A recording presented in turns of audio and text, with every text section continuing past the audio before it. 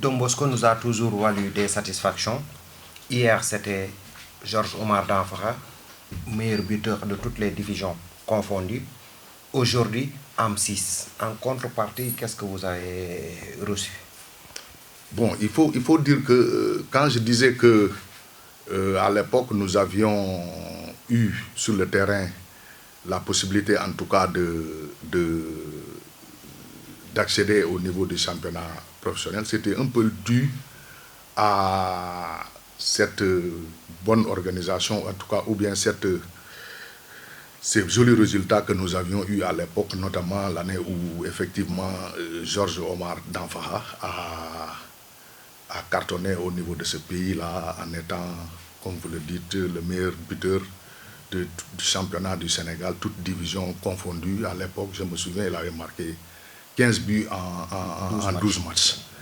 Alors, il a été transféré par nous vers une équipe de première division à l'époque, l'US Gorée, l'équipe de Ligue 1 professionnelle, en compagnie de Augustin Manga et de tant d'autres jeunes qui sont allés au vu du championnat professionnel sénégalais qui venait à l'époque d'être mis en place, migrer vers d'autres cieux. Et nous, on a continué à Tamba, tout en jouant dans le championnat amateur, comme je vous l'ai dit, à former encore d'autres joueurs.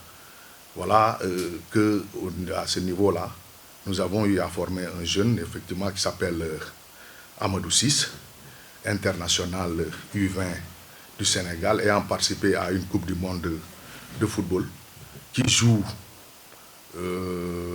cette année à Amiens, en Ligue 2 française, après avoir fait Pau en France et Fortuna Sittard en Hollande. Mais je puis vous dire que depuis lors, les retombées dues par ces différentes entités-là à notre club au titre de la formation, comme le stipule la FIFA, ne sont pas encore au rendez-vous. Et vous avez les nouvelles de AM6? Oui, on a effectivement ces nouvelles, il ne nous oublie pas, il est là, il vient en vacances, il demande les nouvelles de l'équipe, il est toujours collé à l'équipe, il nous appelle assez souvent pour demander des nouvelles. Quand il vient en vacances, on se bat ensemble pour le rayonnement de ce club appelé Don Bosco. En termes de soutien, est-ce qu'il appuie le club? Bon, je ne saurais le dire, c'est vraiment évident qu'il le fait comme il le veut. Mais en fait, nous, ce qu'on attendrait plus, et c'est un droit, que les différents clubs dans lesquels il a joué puissent respecter les engagements, notamment au titre de la formation des joueurs qu'ils emploient, surtout dans le monde amateur, dans des continents comme l'Afrique. Le point fort de Don Bosco reste la relève. C'est quoi votre secret? Bon, vous savez qu'à Don Bosco, au niveau du club, outre l'équipe Fagnon Senior qui joue le championnat de National 2, il y a des juniors, des cadets et un centre de formation qui s'occupe des tout jeunes à partir de 12-13 ans.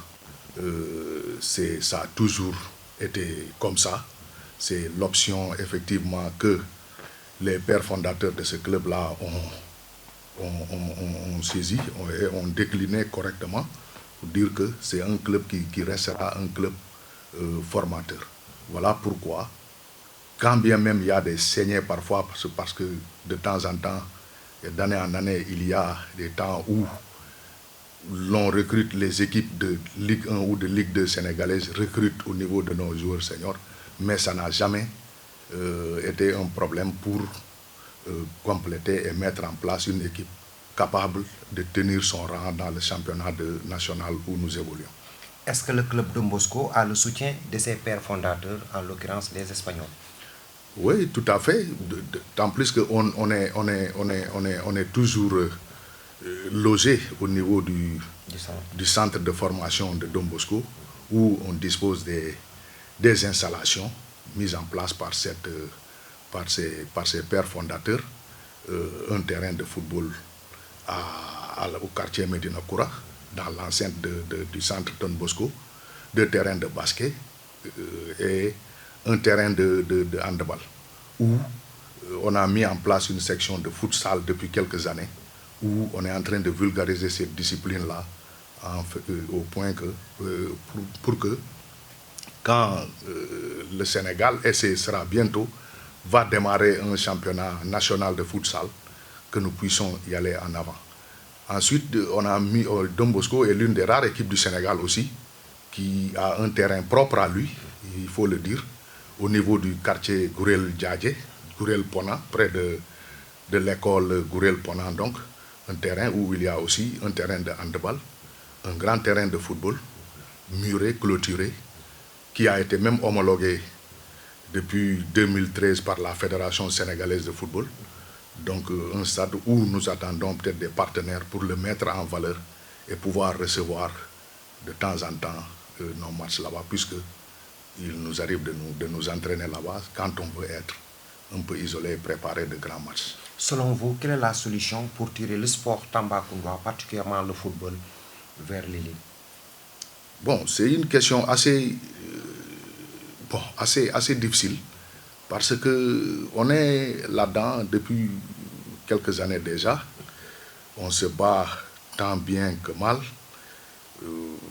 Les dirigeants, les joueurs, les entraîneurs et ceux qui sont proches de ces clubs-là font des efforts énormes pour tenir un peu leur rang au niveau de ces différentes compétitions.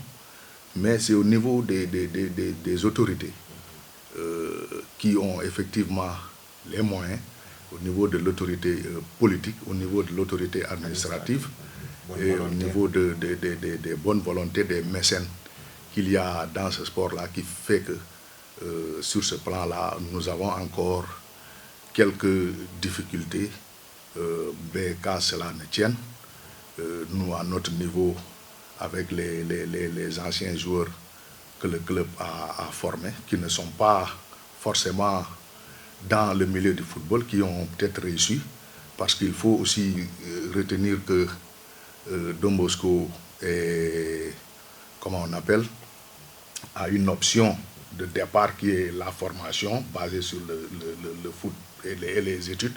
C'est ainsi que beaucoup de nos anciens joueurs aujourd'hui sont devenus,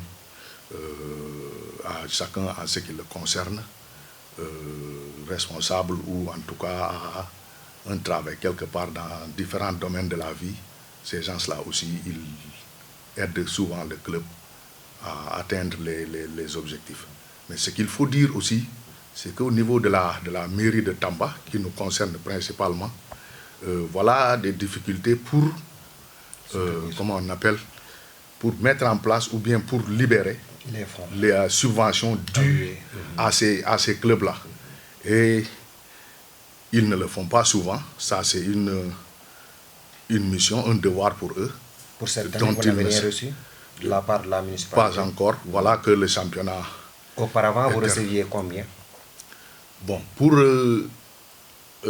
les années précédentes, parce qu'il y a 2 ou 3 ans, la dernière fois qu'on a reçu cette subvention, c'est il y a 2 ou 3 ans, c'était 1 million qu'ils avaient alloué au club de Tamba, c'est-à-dire Coton Sport, Don Bosco et Baobab. Il y a 3 ans. Il y a 2, je dis bien 2 ou 3 ans. Maintenant, l'année dernière, ça n'a pas été fait. Cette année, ça n'a pas été fait. Donc, bien que le championnat est terminé, je ne comprends pas pourquoi. Au moment où les ASC sont subventionnés. Au moment où, peut-être, je ne sais pas, je ne suis pas dans le sport navétane, vous dites ASC, mais il faut quand même dire que au niveau des autorités, des collectivités locales de Tamba, ils sont plus prompts à soutenir le navétane que les équipes du championnat qui, quoi qu'on dise, représentent la région ou la ville de Tamba, en tout cas dans les joutes qui se font au niveau national.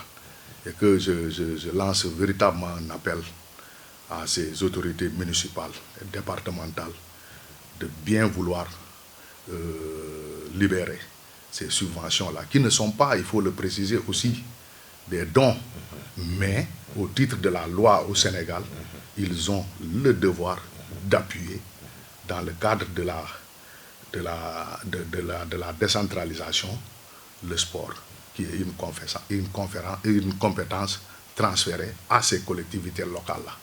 Donc nous, en réalité, on fait le sport là à leur place. Donc ils devraient nous soutenir, et ce n'est pas une demande que les gens font, mais souvent réclamée en réalité. C'est ce qui est notre dû.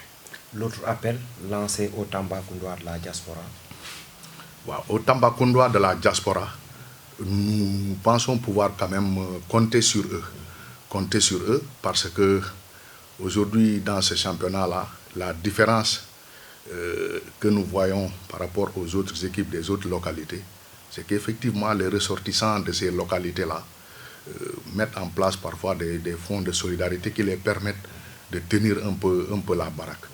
Pourquoi aussi je lance un appel à la diaspora, les gens issus de Tamba qui sont un peu partout dans le monde entier, que nous continuons ici à Tamba à faire briller la lumière du football, et nous cherchons tant bien que mal à nous imposer dans ce championnat-là, difficilement, mais quand même, nous y sommes. Donc vraiment, s'ils m'entendent, et je suis sûr qu'ils m'entendent, on aimerait bien qu'ils pensent un peu à nous, et nous ne les décevrons pas. Alain Kabo Oriental Sport vous remercie. Merci Chers beaucoup. téléspectateurs et téléspectatrices, nous vous donnons rendez-vous la semaine prochaine et merci de nous avoir suivis. Inch'Allah, dimanche prochain. Même heure, même télévision, Tamba TV. Merci.